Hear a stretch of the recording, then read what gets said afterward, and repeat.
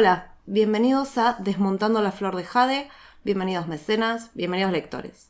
Hoy vamos a trabajar con el capítulo Brumas del Sagrado, que hemos decidido dividir en dos partes, ¿verdad, Jesús?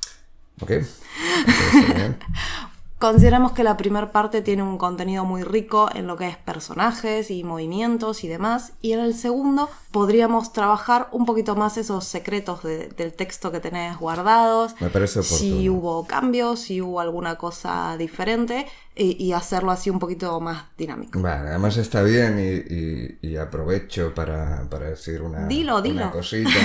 Hemos encontrado así Decir que limpiamos. En una excavación arqueológica hemos encontrado una versión, yo ni recordaba que existía una versión, una versión personal, fechada la última corrección en el 99. Esto quiere decir que es una de las primerísimas versiones porque el enviado empezó a escribirse a finales del 95 en realidad.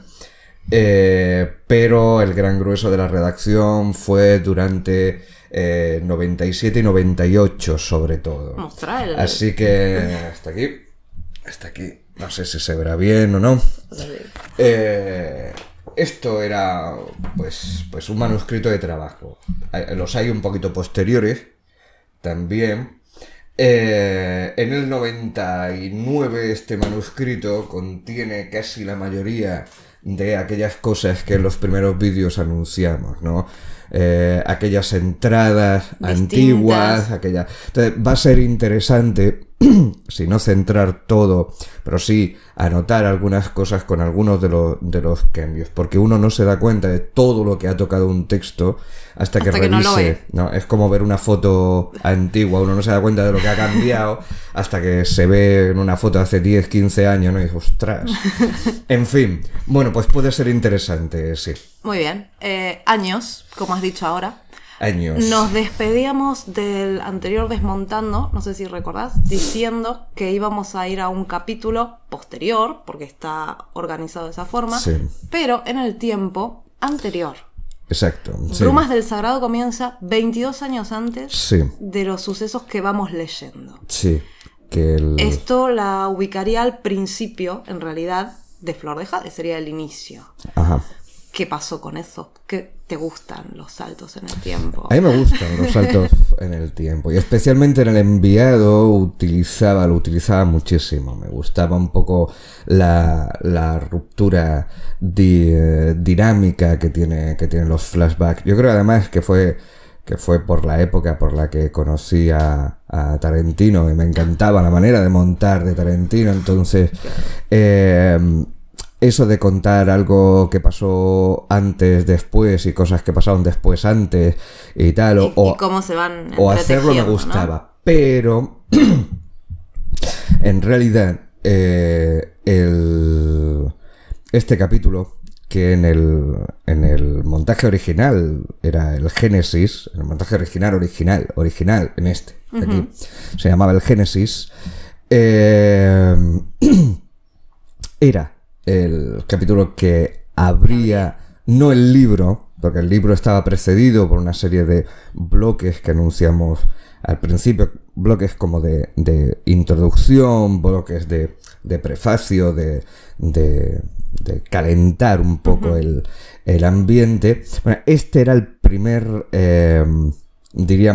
bloque de texto ya inserto en lo que sería la línea de tiempo que iba a trabajar el volumen del enviado. El único capítulo precedente era la sección que muchos recordarán, que eran los antecedentes, que era un capítulo que tenía de protagonista a Lem Forjadorada, que empezaba llegando el personaje de Lem en la ciudad de Tagar a una sesión de la consejería y terminaba prácticamente con la caída de la ciudad, ¿no? Ese capítulo absolutamente descontextualizado, que estaría ubicado, diríamos, en el momento de la rebelión del culto, uh-huh, el inicio de la guerra del culto, la guerra del exterminio, servía poco más o menos como una entrada. Una pincelada. Y luego, diríamos, empezábamos a contar la historia. Bueno, pues cuando empezábamos a contar la historia, se empezaba el texto desde 22 años antes también, pero era el primer capítulo que aparecía. De hecho, sigue existiendo el Éxodo, Claro. el capítulo del Éxodo, que ya lo hemos visto, y queda como un residuo arqueológico, porque a la hora de tocar, diríamos, el montaje y tal, yo podría haberle puesto otro título a ese capítulo, pero queda un poco como recuerdo de que en su origen hubo un capítulo que se llamó el Génesis, y que era este. Es decir, ¿qué fue lo que pasó? Me pasó lo que ya hemos explicado. Es decir, en un momento determinado, yo como autor y la propia obra pidió, de alguna forma, una revisión. Ya de cara a su publicación, especialmente, insisto, en el salto a la versión en digital.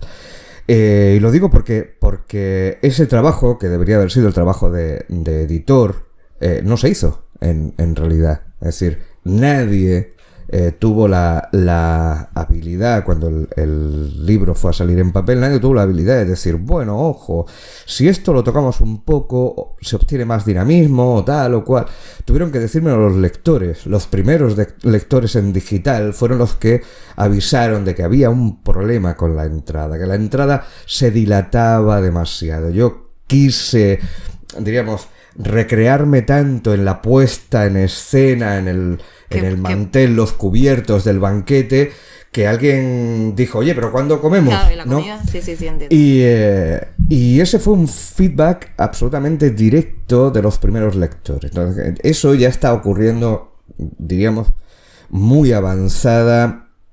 Iba a decir mi edad, sin que esto Es que estamos con años. Mi experiencia en Sin- esto, ¿no? Igual si alguien me lo hubiera dicho con 20 o 25 años, lo hubiera dicho, no. Mi obra no se mi obra no se toca y tal. Yo estaba ya perfectamente hecho y no tuve ningún reparo. Es más, la idea evidentemente partió de mí. Yo no quiero interrumpir demasiado con esto, pero me hace pensar en que muchas veces has recalcado que el indie es su editor, su corrector, Sí. no su portadista en tu caso, pero No, muchas pero en veces muchas ocasiones sí, toca también. ocuparse Sí, un poco de sí, todo, sí, ¿no? sí. Y pese a que es una elección mucho más independiente, está muy claro que es el triple o el cuádruple de trabajo. Sí, y además uno tiene que tener, diríamos, cierta habilidad para saber realmente qué puede tocar y qué no, qué debería tocar y qué no. Es decir, el indie funciona a través de feedbacks al final. Entonces, si te dejas llevar en exceso también por los feedbacks, Sí, claro. puedes Perder el norte. caer en querer hacer un libro personalizado casi para cada lector, ¿no? Entonces, hay lectores que van a entender como bueno, les va a gustar unas partes, otros van a decirte que no, algunos cambiarían lo que les gusta a los primeros probablemente cambiarían lo que les gusta a los segundos. Entonces, uno tiene que ver dónde están las líneas genéricas. Y aún así, yo tuve muchísima gente que le encantaba el libro tal cual estaba. Sin embargo, la ratio de lectores que mencionaban Que ese que inicio era problemático. era árido, era lento, era tal, la aparición de los chavales aparecían Mucho después. mucho más tarde, les resultaba algo conflictivo, algo incluso traumático a veces, ¿no? Y tal, fueron casi un 20%, eso es mucha gente. Pero ojo, también había un 80% de gente que no nunca, dijo nada. que comentó no dijo que eso fuera un problema. Pero un 20%, un autor, al menos este autor, consideró que era un porcentaje suficiente como para hacerle caso. Hay que decir que yo era el primero que estaba de acuerdo en que probablemente el inicio necesitaba un ajuste. Ese tipo de cosas que se le queda a un autor diciendo le falta algo. No termino de verlo, pero no sabes exactamente qué es. Hasta que una serie de lectores te lo puntualizan, te dicen, ¿es esto? En ese cambio de lo que fue el inicio, la entrada del lector al universo de Flor de Jade, este capítulo hizo justo lo contrario que los capítulos de los chavales. Es decir, se fue atrás. Me traje al principio la entrada, la llegada de los chavales, y retrasé el momento del flashback al sagrado. Aún así, seguía siendo un capítulo muy rico para mí. A mí siempre me gustó este capítulo muchísimo, porque tenía una serie de connotaciones que creo que son de las que vamos a hablar en los próximos minutos. Bastante interesante, y creo que fue el primer capítulo, por decirlo de alguna manera, el primer capítulo con aspecto de capítulo de novela, de épica, que escribía. Es decir, el primero que se salía de la visión focalizada, la cámara puesta en los chavales, y que hablaba del universo de Flor de Jade per se, sin la necesidad de la mirada del cronista, de la percepción en primera persona, ¿no? Nosotros dijimos que vamos a dejar para la segunda parte de este capítulo un poquito esos detalles, ¿no? ¿Qué cosas cambiaron? Tal vez saquemos partes textuales, así las podemos sería mostrar. Interesante. Pero me gustaría que me dieras generalidades. Puntualmente, ¿recortaste? ¿Agregaste? Sí. Aparte de la ubicación del cambio de posición, todo lo he enviado, pero en particular este capítulo que tienes mucho devastado. Es decir, y cuando saquemos los fragmentos de texto, que incluso podemos hacer algo bastante curioso, ahora que disponemos además de los audios, Claro. es contraponer párrafos que sean similares para que se vea dónde están verdaderamente los cambios. Lo que tienes mucho devastado de líneas. Prácticamente yo creo que le quitaba una línea o dos líneas mínimo a cada párrafo. Eso es lo más importante. Es un texto antiguo. Es decir, a mí no se me caen los anillos a la hora de confesar que las páginas más iniciales de esta obra las escribí siendo prácticamente un chaval. Un chaval que estaba probándose a sí mismo, un chaval que estaba buscando además su propia manera de contar las cosas, los enfoques, pero también la propia narrativa, que creo es lo primero que se busca, ¿no? La manera concreta, exacto, la manera concreta en la que uno se expresa en un libro. Y yo era deudor, estas páginas iniciales son muy deudoras de mis primerísimas lecturas, de mis primerísimas intentos. Hay algo que yo lo he dicho cuando he tenido la oportunidad y he tenido un micro y una audiencia y la gente, que alguno hay por ahí que me ha seguido en algunas de las entrevistas, conferencias, charlas que he tenido oportunidad de dar, sabe que yo no lo escondo y que lo he dicho un montón de ocasiones, ¿no?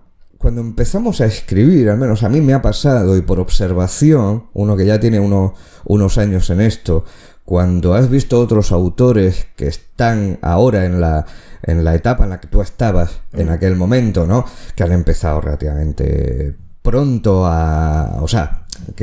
que llevan poco en la historia, han sacado su primer libro, están probándose. Yo detecté algo que me parecía casi síntoma de escritor joven, ¿no?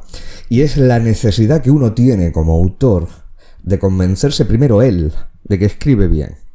Y la manera de convencerse de que escribe bien es retorcer las ideas muchísimo, ¿no? Adornarlas muchísimo.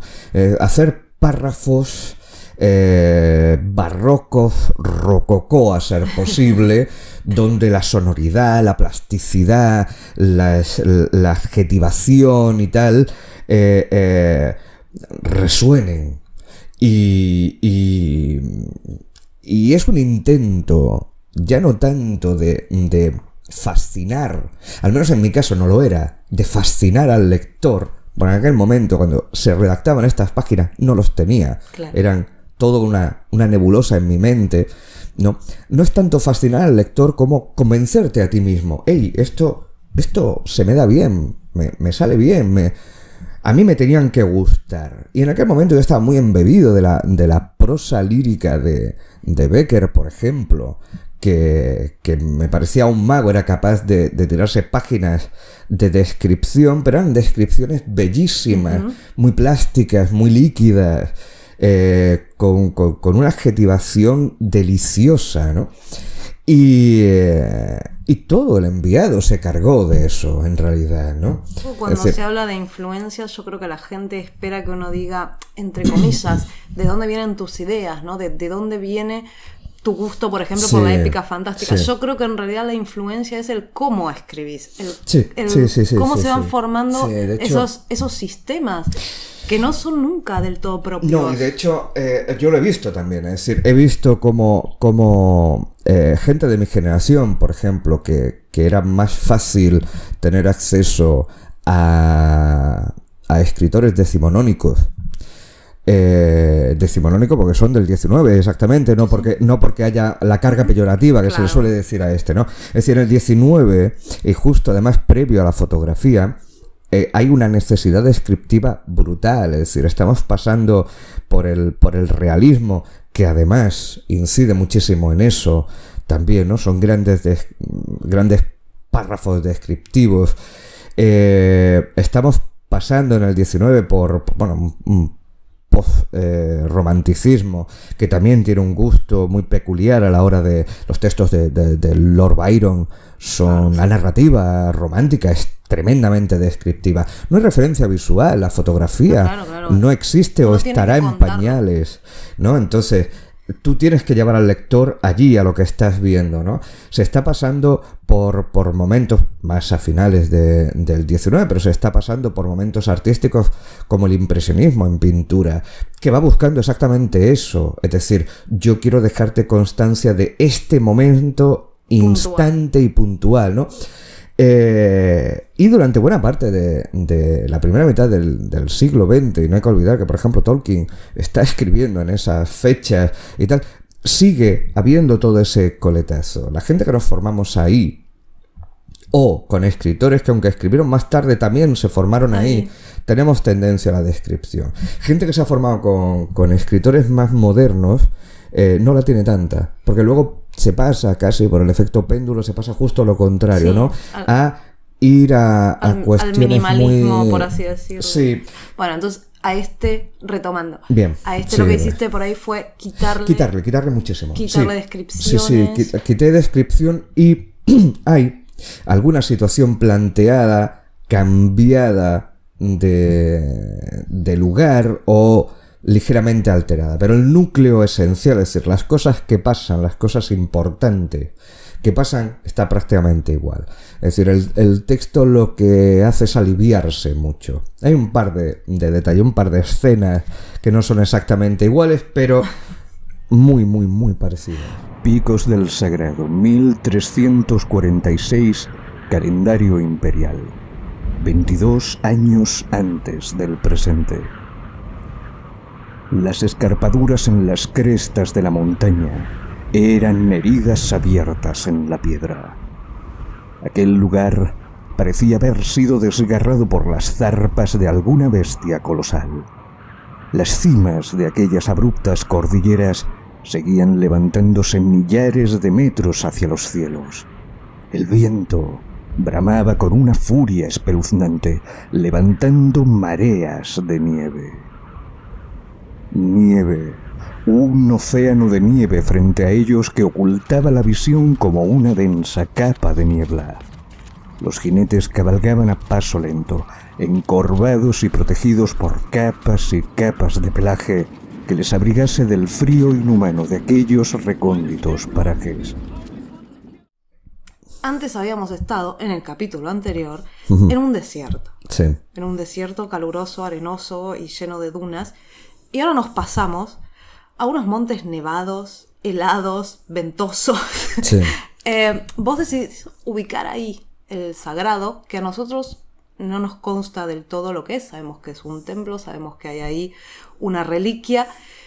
Y no hay una descripción del sagrado. Entonces, ¿por qué elegís este paisaje particularmente helado para ubicarlo? Pero además, y esto es una beta tuya como escritor, lo hemos hablado, ¿por qué el sagrado está mencionado, pero poco más? Vale. Vamos por orden. A ver si me ubico. La parte de la orografía, la parte de la geografía, el espacio natural. No está pensado para contraponerse con el desierto del Arrostan, entre otras muchas cosas porque en origen, cuando se escribe, no estaba ahí. Es decir, era con lo que abría el libro, diríamos, ¿no? O la trama. Yo necesitaba un lugar agreste.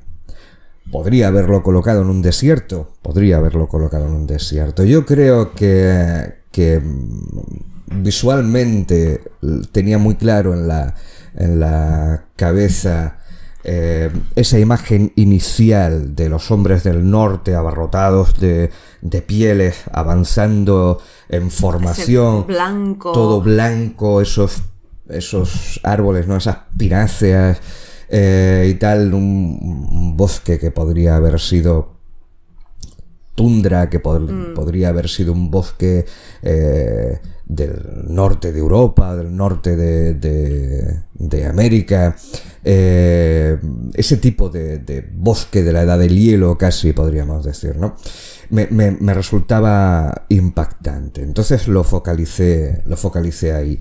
Luego en el montaje final se contrapone con la escena del desierto, ¿no? Y se pasa, de hecho, del extremo sur a casi el extremo norte.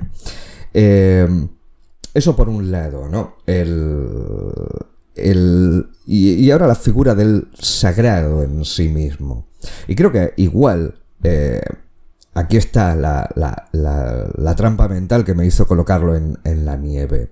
Yo me imaginaba el templo del sagrado. El templo del sagrado. Y es lo que voy a plantear primero. El templo del sagrado a mí no me interesa definirlo como autor. ¿Por qué? Porque hay una parte de mí como autor que le gusta dejar espacio al lector para imaginar. Y me pueden decir, además, bueno, especialmente en el enviado en el que eres especialmente descriptivo, suena un poco casi chocante, ¿no? El que plantees esto. Bueno, es que una cosa es que yo lo que te quiera contar, te lo quiera contar con detalle, y otra cosa es que haya una serie de elementos que ninguna descripción mía va a superar a tu imaginación, y especialmente cuando esos elementos son anecdóticos, cuando esos elementos son tangenciales. El sagrado iba a ser uno de estos. El sagrado tenía que inspirar de alguna manera lo que a mí me inspiraban, por ejemplo, esos monasterios perdidos en el Tíbet, pegados a la montaña, inaccesibles y tal, ¿no? Yo pensé en eso, o sea, lo das muy bien porque mi primer planteo fue eso, algo sumamente difícil de alcanzar, muy enorme, muy lleno de ecos. Es decir, la idea es esa, algo escondido, algo antiguo incluso, algo con un halo de misticismo. Muy bien, nada va a superar eso. Y yo gastar páginas en contarte qué forma, qué aspecto, qué tal, tenía ganas de, exacto, saturar el texto. Entonces, bueno, pues básicamente la historia estaba ahí. El sagrado tenía que ser una sensación, tiene que ser aquello que custodia una reliquia, ¿no? Difícil de alcanzar en un paisaje agreste, pero no menos impactante y bello y tal, ¿no? Esto en relación al escenario, digamos. Sí. vamos a pasar de a poquito a los personajes. Los personajes, vale. Y el primero con el que nos encontramos, a mí me une una relación de amor-odio con este personaje, porque por momentos me parece genial, pero si uno está inserto en la trama, lo único que quiere es matarlo, al pobre santo. Acá está Ra, nuestro monje, sí. Que supongo que, por lo que has dicho antes, no tiene una descripción, porque tal vez la has retirado, pero de hecho ahí de Ra se aprende más de su carácter que de cómo es. Entonces, si quisiéramos hablar de este personaje, podríamos empezar por una idea física que nos pudieras dar. Sí, bueno, Ra está un poco también en esa idea que hemos mencionado hace justo un instante con el tema del sagrado. Ra tenía que ser un personaje desagradable, es decir, Ra es un antagonista puro. Es un personaje con el que es difícil que un lector empatice. Es difícil, tiene que resultar repulsivo, tiene que resultar desagradable, porque representa la radicalidad dentro del culto más obcecada y más ciega, ¿no? Es decir, es el extremista puro, es el tipo que tiene una visión del mundo y todo lo demás no sirve. O sea, no solamente no sirve, sino que es despreciable, ¿no? Y tenía que lucir de esa manera. No recuerdo, tendría que mirarlo. Si había alguna descripción un poquito más profunda de él, si se elimina, que probablemente fue el caso, fue por esta razón. Es decir, es un personaje que la imagen mental de él había que hacerla con lo que emanaba, con lo que emana de su personalidad, de su manera de ser. Él tenía que ser un monje agrio, seco y tal. ¿En qué debate nos movimos? Pues fue precisamente cuando hubo que hacer las imágenes. Yo quería un cuerpo de imágenes, que Flor de Jade pudiera tener un cuerpo de imágenes propio. Y bueno, ya sabe todo el mundo que utilizamos y cómo se planteó. A la hora de concebir a Ra, no había nada planteado. Entonces, bueno, se buscó un físico que fuera acorde a este punto. Un físico de alguien desagradable, probablemente con una mueca de asco y de superioridad siempre, ¿no? Y en realidad Ra es un don nadie, quiero decirte, entre comillas un don nadie, ¿no? Es decir, es uno de los perros de escalafones intermedios que son usados por la alta jerarquía para hacer sus trabajitos. Para hacer esto, ¿no? Pero representa realmente lo que es es un tipo convencido de que lo que está haciendo es lo único que puede hacerse, ¿no? ¿Y es tu crítica, de algún modo, a ver, a mí me parece que la representación de Ra es el fanatismo. Sí. Es el fanatismo más ciego. Yo sé, por motivos obvios, que no sos un gran defensor de ningún tipo de religión, no de una en particular. O sea, no estás en contra de una en particular, no. sino que en general la idea de religión no te gusta. Me pregunto si esto se filtró en ese personaje o si simplemente salió así. Bueno, vos después fuiste desarrollando quién sos por otros caminos. A ver cómo organizo esto de forma que sea más o menos coherente. Mi planteamiento, mi propia experiencia me lleva a pensar que en la saga de la Flor de Jade sí se cuelan muchas de mis cuestiones personales, ¿no? Y muchos de mis propios análisis. Y cuestiono un montón de cosas. Pero igual cuestiono el radicalismo de cualquier fórmula de religiosidad. Y por eso sacar un culto religioso fanatizado no todo el culto, un grupo del con culto algunos elementos que arrastra a todos los demás, un grupo eminentemente religioso, pero igual terminamos mostrando unos caballeros Yeriva que podrían tener de manera paralela planteamientos muy similares, que también están de alguna manera relacionados con divinidades. ¿Quién no lo está en el mundo de Flor de Jade? ¿Quién no lo está en el nuestro, ¿no? Es decir, quien no se fanatiza por Alá se fanatiza por Cristo, y quien no se fanatiza por no comer verdura, o sea, no comer carne, que mucho fanático hay también en estas lides, ¿no? Entonces, sí, cuando... A ver, tal vez está mal planteado. En este caso está encarnado en un fanático religioso. Sí. Tal vez la crítica es justamente a eso, al extremismo. El extremismo en general. Al perder este punto medio, este equilibrio aristotélico, si querés. No, sí. O sea, ni por mucho ni por poco. Pero que no solamente, que mis cuestiones no solamente van en el plano de lo religioso o de lo moral. Es decir, yo he cuestionado, por ejemplo, el comportamiento de los imperios. Es decir, mi imperio, el imperio humano, que aparece victimizado y aparece siendo aquel al que han sacado del mundo, aquel a cuya base social han exterminado. Es decir, y aparece dibujado en un primer momento como el adalid de los valores civilizados, de la cultura y tal. Se demuestra que ha llegado ahí a través de todo un proceso de dominio, conquista, claro. De asimilación de otros pueblos, de imponer su visión del mundo. ¿Eso lo ha hecho el imperio humano? Mire usted, eso lo han hecho todos los imperios que ha habido en nuestra realidad, nuestra tierra, desde la expansión de la Grecia de Alejandro, con la expansión de Roma, lo hizo el imperio inglés, lo ha hecho la Alemania, yo creo que todos los Reich han hecho eso, lo está haciendo Estados Unidos ahora mismo.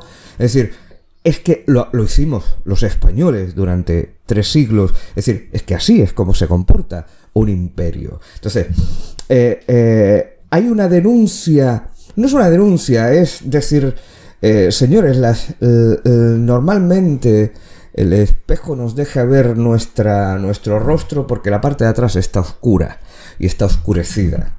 Si no estuviera oscurecida, el cristal sería totalmente transparente. Uh-huh. No hay.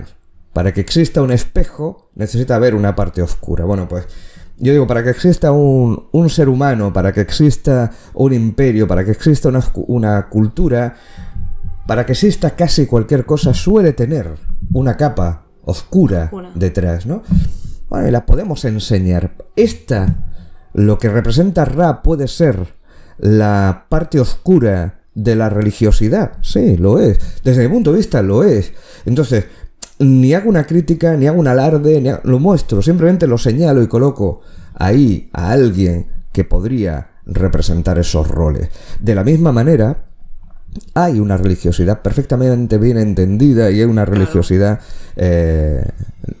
diríamos, natural, benigna, ¿no? Pero cuando la religiosidad está mal entendida, hace eso y crea gente como Ra. Y no tengo ningún problema a la hora de plantearlo. Fanática y extrema.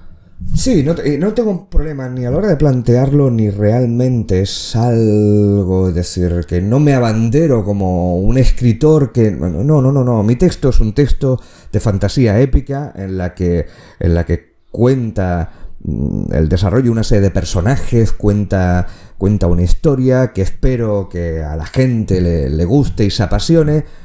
Y todo lo que tiene es lo que yo creo que le hace real, porque son las mismas capas que uno puede encontrar cuando sale ahí y plantea lo mismo en nuestra realidad. Esa era mi intención.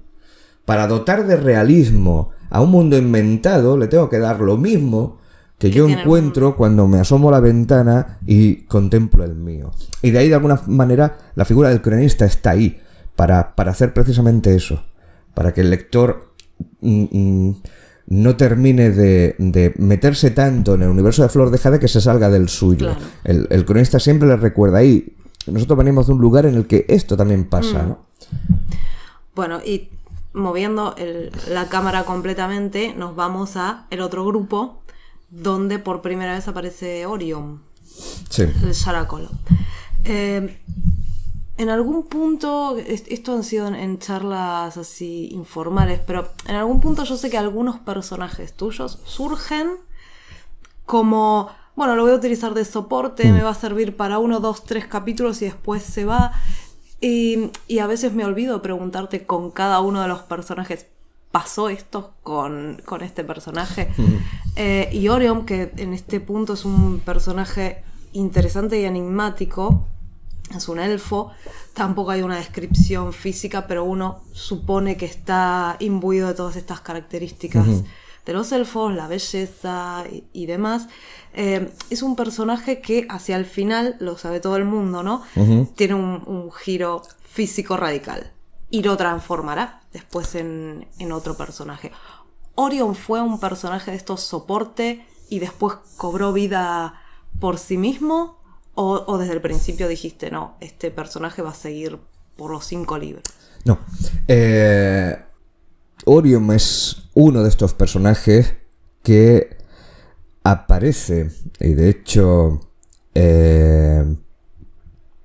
no tenía muy claro cuánto iba a durar. No sabía si iba a servir solamente, muchos hay en este sentido, iba a servir solamente para un pasaje y luego se iba a perder por ahí, si iba a salir, no iba a salir y tal.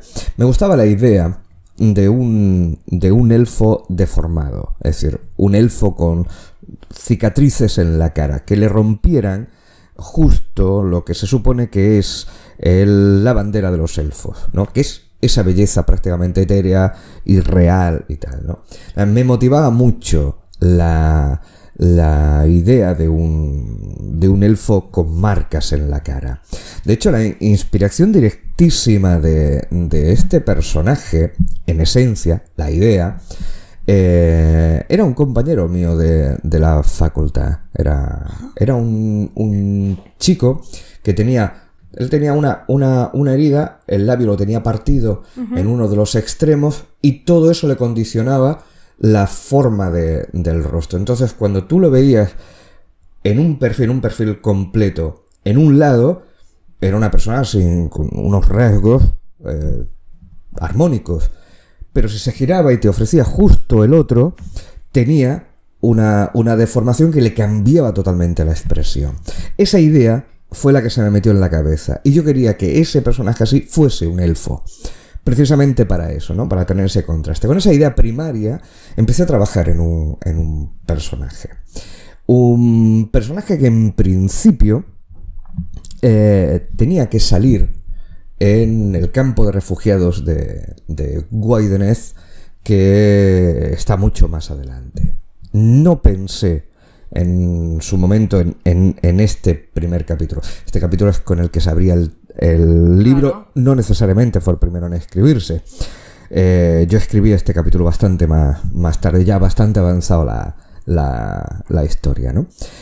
Y en un momento determinado pensé que sería bastante interesante contar dónde se hizo esas heridas. Aproveché la historia esta secuencia en la que quería sacar a Iriel y quería que estuviese acompañada de otro personaje más. Hubiera sido fácil meter a Olwen ahí, pero en ese momento de la construcción de la idea me pareció mucho más interesante colocar a otro personaje. Un personaje que ya tenía claro que iba a emparentar con ella. De forma que, y esto es algo que no mucha gente se da cuenta, Orion se refiere en ese capítulo siempre a Iriel, la llama hermana. Yo juego intencionadamente con que la gente piense que le está nombrando por rango de sacerdotisa, igual que uno llama padre a un sacerdote sin que sea su padre, ¿no? Pero no, él la está llamando hermana porque son hermanos. Recuerdo haberte lo preguntado. Es decir, de hecho son hermanastros, comparten padre pero no madre. Y esa idea se coló en mi cabeza ya desde ese primer momento, ¿no? La idea entonces de acompañar a Iriel con este personaje me resultó seductora. pero no sabía qué continuidad iba a tener el personaje. Yo en aquel momento estaba construyendo una historia, estaba colocando personajes, estaba diseñando. Uno tenía una idea, yo tenía una idea sobre por dónde quería que fuesen las cosas, ¿no? Pero quizá porque he sido muy, muy impaciente, nunca fui el tipo de escritor que se sienta, separa, diseña, organiza, cambia. Es raro porque yo te conozco, sé tu sistema de trabajo. Claro, y de pronto a veces me pregunto cómo te salen esos giros que haces. Acolón, al principio del texto, este es el capítulo 6 o 7, queda olvidado. Sí. Vos decís, es una anécdota, había ahí un elfo y un elfo tiene un problema.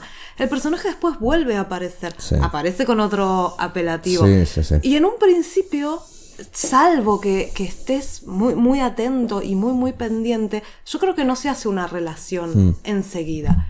Y solés hacerlo mucho.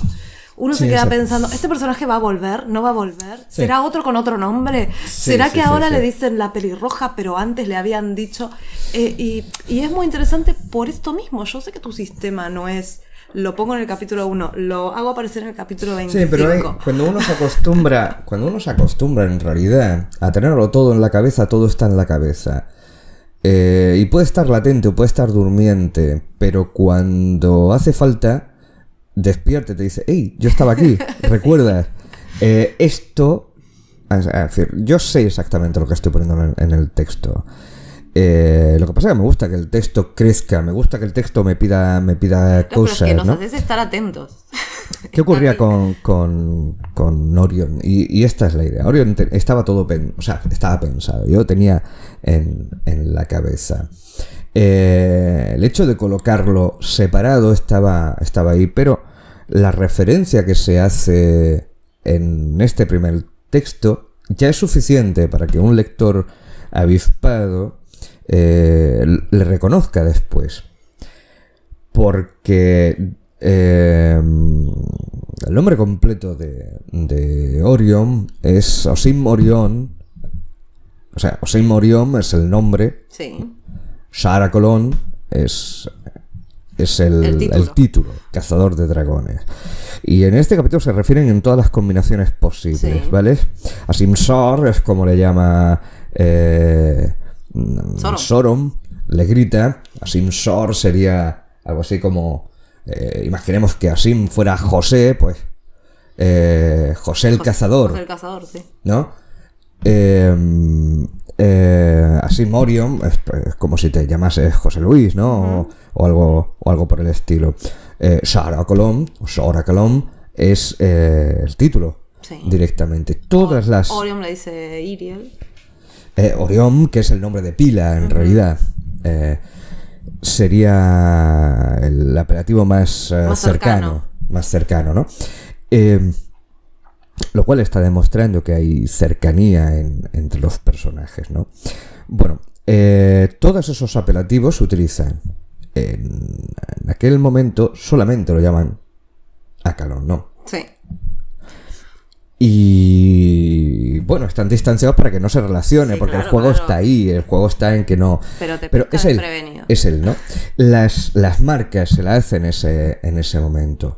Yo he presentado un personaje que no tiene marcas, pero que al final del capítulo le dice muy claramente que Sí. habrá marcas que serán profundas y que serán perpetuas, ¿no?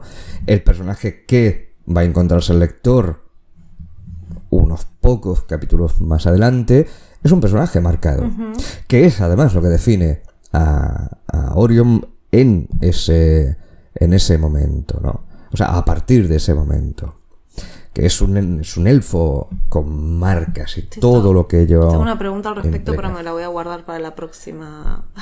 Porque de todas formas viene al caso. Vale. Yo quiero hacer el inciso acá, que yo recuerdo haberte preguntado Sí. si es la hermana Iriel, y vos me dijiste que iba a tener que seguir leyendo para Claro, enterarme claramente. claro. Pero yo tuve ahí la Sí. intuición. A ver, a mí esto, o sea, yo no es escondo, literalmente. O sea, si un autor quiere esconder, directamente omite. Sí, claro, no. Es decir, cuando tú pones... Es un juego. Cuando tú pones, es un poco eso, es jugar con el lector, es decir, yo te estoy dando una información que doy por sentado, que no tienes herramientas, no es que seas tonto, es que yo no te he dado herramientas para conectar esta información. Cuando yo te dé herramientas para conectar esta información, yo estoy casi seguro de que esta información se te ha olvidado.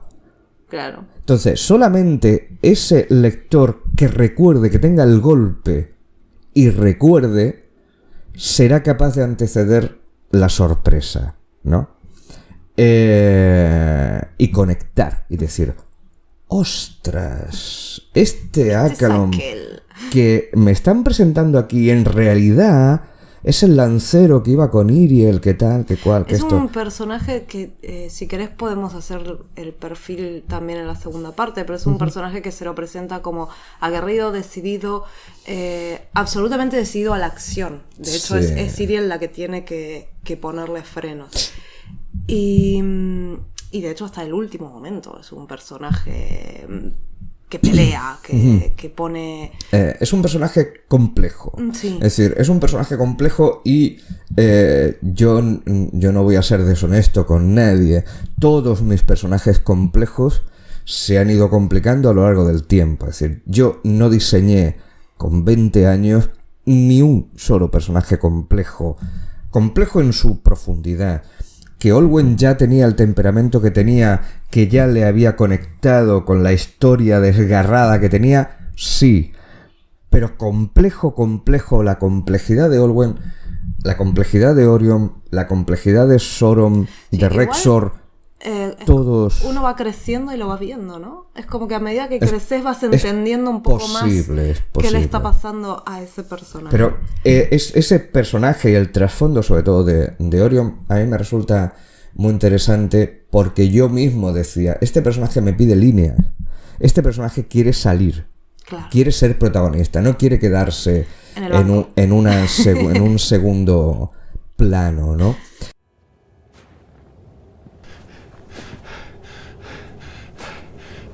Orion apoyó su espalda en el arisco muro de piedras que le servía de parapeto contra la ferocidad del viento. El cordel de su arco aún vibraba con un inapreciable zumbido como cuerda de instrumento. Eran los indicios de haber tocado una nota de muerte momentos antes. Iriel llegó a aquella posición apenas unos segundos después y se agazapó junto a él. Siguen avanzando. Nos faltará cordillera para escondernos de ellos, dijo ella. Antes nos faltarán flechas. Son demasiados y no se detendrán. El elfo echó mano a su carcaj en cuyo interior bailaban solo un puñado de saetas, apenas si alcanzaban a una docena. Regresó sus ojos a la mujer. El viento sopla en contra. Es muy difícil acertar en estas condiciones. Se echarán sobre nosotros antes de que agote mi última pluma. Él era un elfo selvan, de sangre purísima sin mezcla alguna, orgullo de una estirpe, un hijo del clan Olsori, de los bosques de la Asilsor. Ella vestía ropas de sacerdotisa. No eran hábitos comunes. Sus togas y telas se llenaban de pliegues y accesorios en un diseño fascinante y complicado, inevitablemente surgido de manos elfas. Ninguna otra raza de cuantas habitan este mundo es capaz de concebir prendas con esa mezcla escénica de grácil y proporcionada elegancia. Tampoco resultaba una sacerdotisa cualquiera.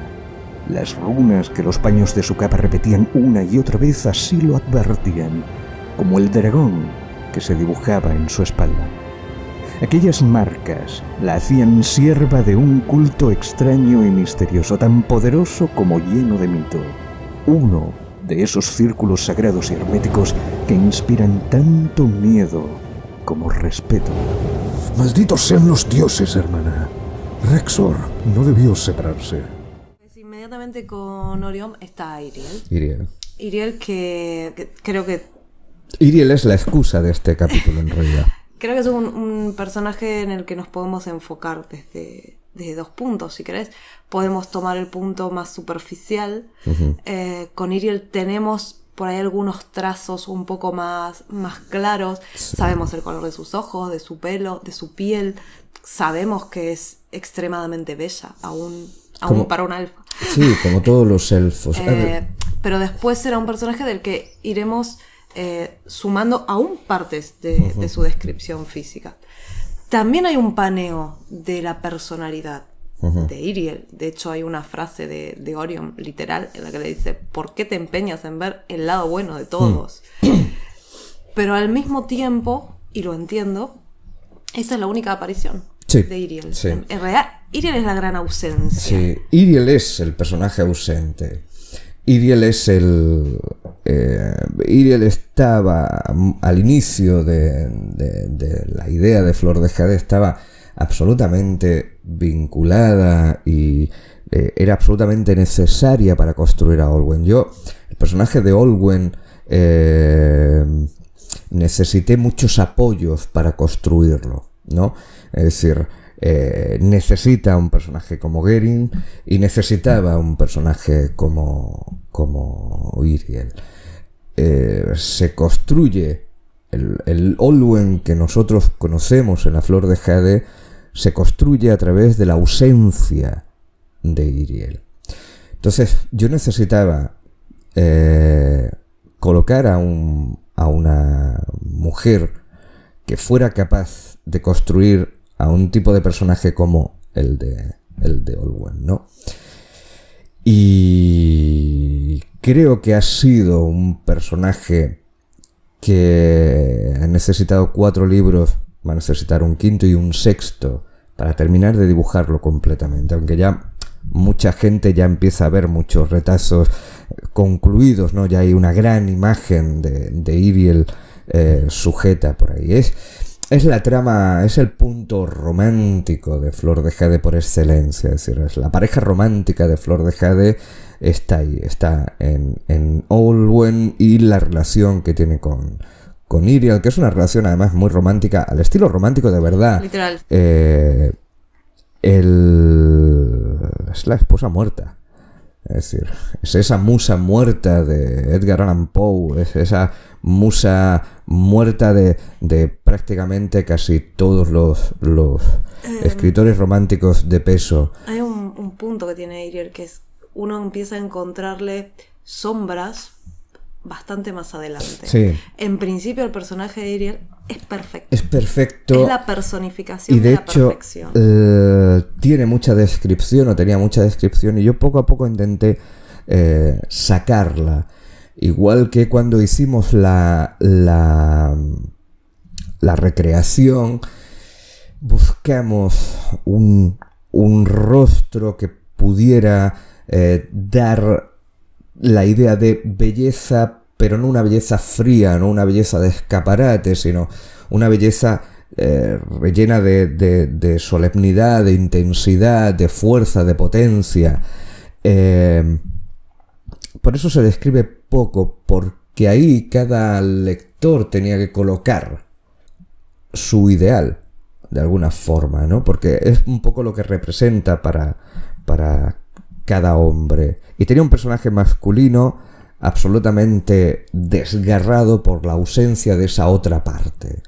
Y esa otra parte, desde el primer momento se menciona que es bella, pero casi desde el primer momento dicen, pero no era su belleza lo que... Sí, es decir, Iriel era muchísimo más que una elfa bella, porque a fin de cuentas, más bella, menos bella, todas las elfas lo son.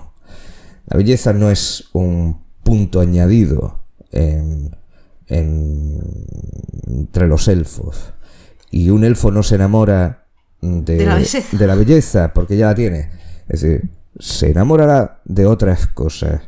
Y Olwen era mestizo de enanos, o es mestizo de enanos, que no sé, de cosas muy claras que a Olwen le roban el corazón, le roban la capacidad de batalla, el espíritu firme, el espíritu fuerte. Había una serie de cosas que encajaban con él, ¿no? Aparte de una historia mucho más dilatada de lo que es Iriel termina siendo solamente un capítulo, un espacio en una historia mucho más larga, una historia que se remonta a raíces mucho más antiguas, por decirlo de alguna manera, ¿no? Pero es eso, es lo que ve. Y a la hora de concretarla, tuve problemas porque en realidad no quería materializar a un personaje que debía ser una bruma, debía de construirse a través de los recuerdos de Olwen y de todos los demás. A ver, todo lo que se teje en torno a Iriel siempre tiene que ver más con su personalidad, con cómo era ella, con cuando la mencionan otros personajes, en el caso de Geraint o de Rexor en su momento, todos hacen alusión a cosas que no van de la mano de la belleza de Iriel.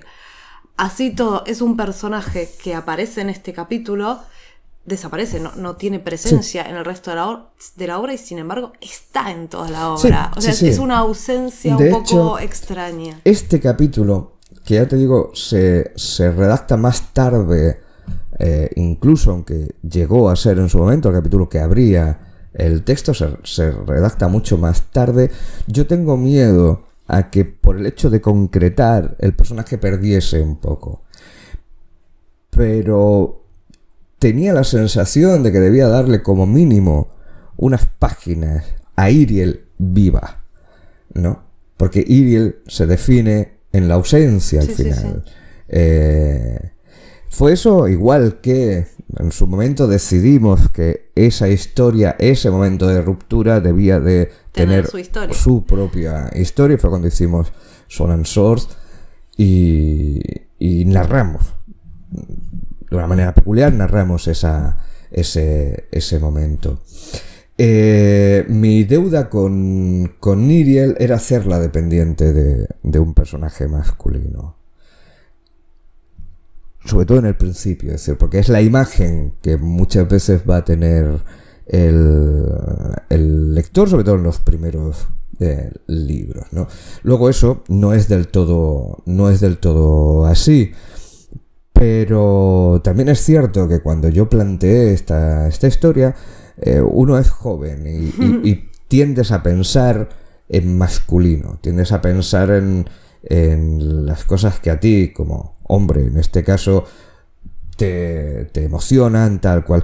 Solamente la experiencia te hace irte a un plano mucho más atrás y poder presentar personajes que ya no son de tu sexo, y puedes entenderlos y puedes colocarlos y hacerlos moverse con otras dinámicas, ¿no? Mi deuda es esa, es que es un personaje anclado a otro, pero es un personaje importantísimo en la saga, en la cual es buena parte de la estructura de Flor de Jade se desarma, claro, ¿sabes? A ver, ahora vamos a aprovechar, porque ya que tenemos el audio, hay una escena que a mí me resultaba maravillosa, porque está Sorom, sí, que vamos a analizar después. Vale. No me gusta que me digan cómo he de ganarme el sueldo. La voz de Soron había adquirido una tonalidad agresiva. Entonces haz aquello para lo que has sido contratado. Concluyó con energía tambaleándose sobre la silla de montar de su caballo. Aquella augusta faz de león se había contenido por última vez. ¡Asqueroso engendro! ¡Maldito gusano podrido y nauseabundo! Montó en cólera sin atender, sin ni siquiera dedicar un fugaz atisbo a los guardias más temerarios que no dudaron en desnudar sus aceros ante su amenazante tono. No tienes ni idea de quiénes nos acosan, ¿verdad? Habéis pasado demasiado tiempo recluido entre los pútridos muros de esos santuarios malditos que levantáis, prodigando perfidias a vuestra zorra divina. Sois estúpido humano, además de pervertido. Esos no son viejos ni elfos cualquiera, maldita sea. Es el Sor Akalon que nos apunta con su arco. Es al mismísimo guardián del conocimiento a quien llamáis viejo con tanta gratuidad. Pero ¿qué pretendo creer? Ni tú, ni tu estúpida hueste de escoria servil tenéis un atisbo de lucidez suficiente para saber que 100 pasos no serán nunca suficientes si detrás de vuestra cabeza apunta un arco salvano o si una virgen del dragón sostiene su báculo. Y te aseguro, maldito perro faldero de Cala, que en este lugar que profanamos esos no son los más graves de nuestros males. ¿Cómo osas, mercenario? ¡Silencio, bastardo! bramó. Te guste o no, sigo al mando de esta expedición y se hará lo que yo ordene. Pues acá tenemos a Sorom en pleno ataque de furia.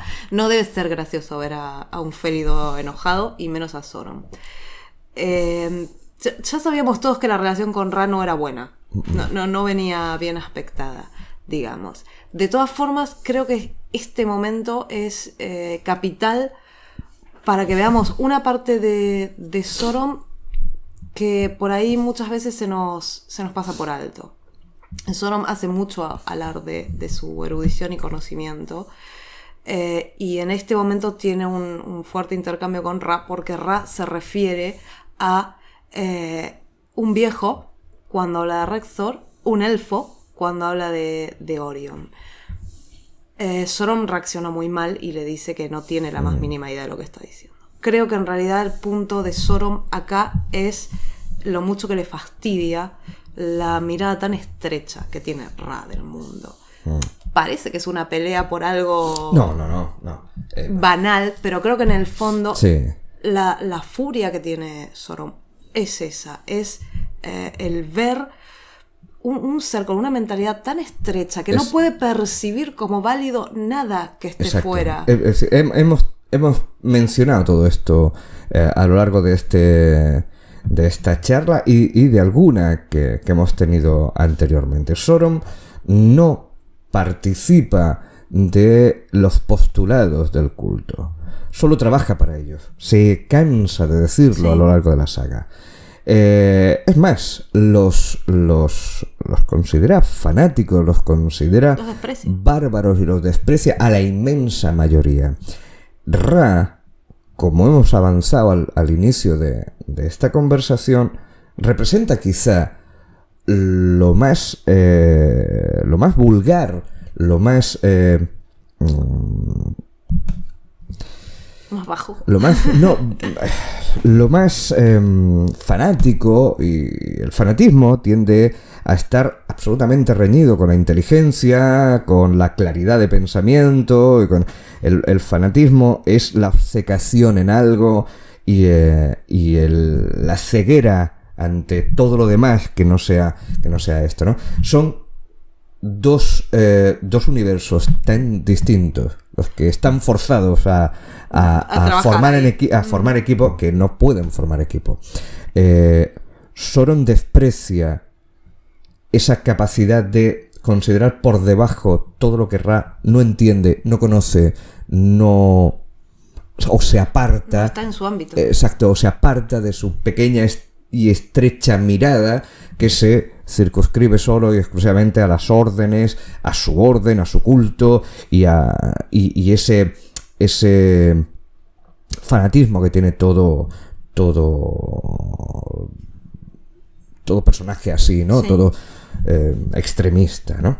Pero es mutuo, es decir, Ra lo que ve es una bestia, porque es de apariencia bestial, es una bestia sobrevalorada, la que todo el mundo le está haciendo tal, pero él no cree. Es tan pequeño su mente, su universo, su horizonte es tan pequeño que no cree que sea para tanto, ¿no?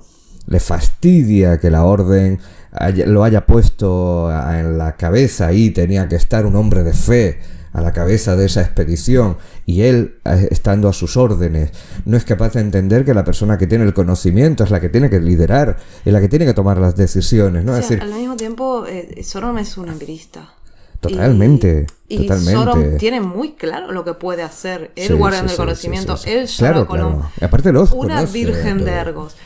¿No le da miedo la diosa de Ra? O sea, No, de dice- hecho, claro, no. Pero Sauron lo tiene muy claro. Y bueno, y este es la excusa que tendríamos para irnos hacia el cierre del capítulo. Él se lo dice. Acá no enfrentamos solamente Solamente esto, sí, a a lo que... estos peligros. Claro, a mí en ese momento se me pasa por alto y digo, bueno, pues habrá alguna cosa más. Sí, era una cosa Claro. grande. Muy grande. Sí, realmente este no es el peor de nuestros males. Se está refiriendo a Ankara, Ankara, en sí. realidad. Es decir, estar en territorio de un dragón anciano y... Y está y está ahí y aparece. en realidad. Y bueno, y la aparición de Ankara es la aparición de un dragón, pero no es algo repetitivo en Flor. El dragón es No, el animal no. fantástico Por excelencia. por Yo excelencia. quería que un dragón apareciese en Flor de Jade. Es decir, es como un pastel sin guinda. Dice, ya, muy bonito, pero Pero le falta. vale, bueno, yo quería un dragón. Esta es la cosa. No vuelven a salir dragones, o prácticamente no aparecen dragones en Flor de Jade, pero quería ese matiz. También para anunciar que, bueno, es un universo fantástico clásico al uso y está en este tipo de criaturas. Ankara, además, es un dragón excepcional, es decir, nadie puede imaginarse que los dragones del universo, que ese tipo de dragones es el que caza o cazaba. Es decir, yo concibo al dragón más como un superdepredador Claro, eso. que como realmente, pero como alguien inteligente, como tal cual. Pero sin embargo, Ankara sí lo tiene. Ankara sí está dotado de inteligencia, sí está dotado es mucho más grande que la mayoría de sus congéneres, es decir, es un dragón, digamos, al uso occidental, porque Sí. si bien no es un dragón agresivo, per se infiere, me parece acá, que esta gente ha ido a meterse en el territorio, que Sí, Ankara sí, no, sí, no sí. sale a asolar los pueblos por ahí, sino que él se queda. sí, Pero es un dragón inteligente, es un dragón malicioso incluso. Le gusta pinchar a Orion. Más adelante lo presentás como un animal, el rey de dragones, ¿no? Es la aparición de un animal excepcional en dragón toda de la dragones. obra. Sí, yo quería algo así. Quería una criatura excepcional,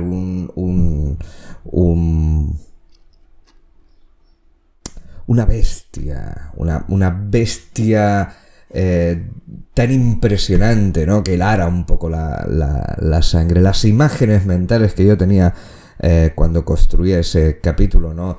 De la insignificancia de Orion correteando a través de las piernas aquella bestia. Pensé que generaba imágenes muy, muy potentes, pero no quería que los dragones en sí mismos tuvieran especial relevancia en Flor de Jade. Yo quería que Flor de Jade fuera una historia desde lo humano, entendiéndolo desde las criaturas pensantes, ¿no? Por eso tampoco la magia en realidad aparece de manera tan determinante.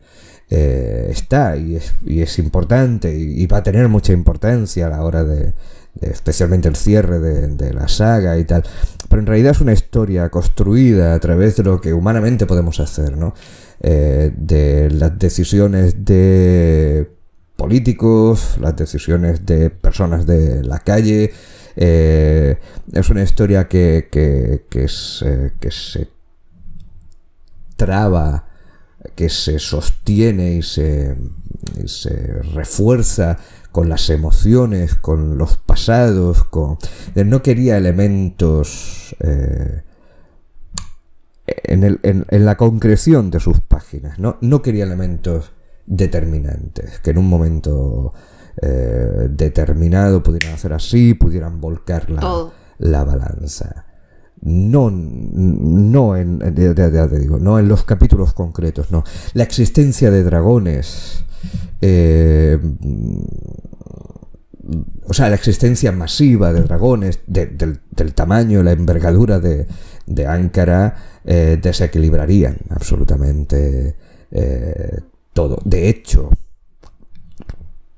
puestos a ser puntillosos, de que desequilibrarían el ecosistema donde estén. Sí, totalmente. Es decir, esto es como si te vas a un bosque X grande, ¿no? Y sueltas a un tiranosaurio. Es decir, Sí. Va a ser un desastre.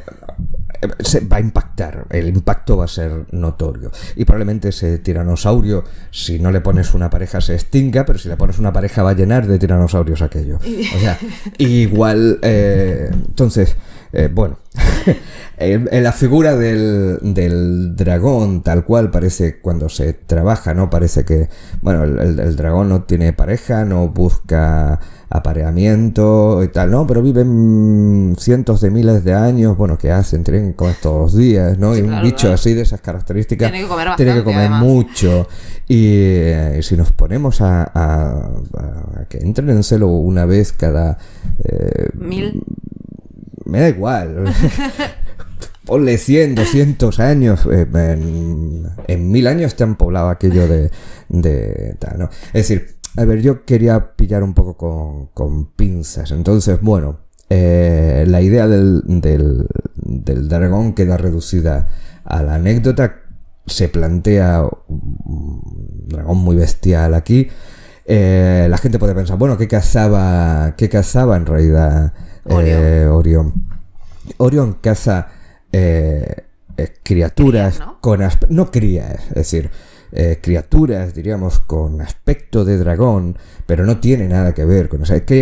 Caza depredadores, es decir, es como si hoy dijéramos, este tipo caza leones o caza tal, ¿no? Es decir, caza unos depredadores, pero que no tienen ni el tamaño, ni la envergadura, ni el impacto que tendrían. Se parecerían más al Anori que monta Iriel, ¿no? Bueno, hemos llegado hasta el final. Me he Bueno, reservado eso. un par de preguntitas Vale, para el próximo. Eso es Me lo parece bueno. correcto. Eso es lo bueno de dividir en Parece dos el mismo correcto. capítulo. Así que nos vamos a despedir. Les vamos a dar las gracias. Muchísimas gracias a los mecenas por estar ahí, por ser Patreons. Y nos vemos entonces en el próximo Desmontando la Flor de Jade. Gracias por aguantarme, chicos.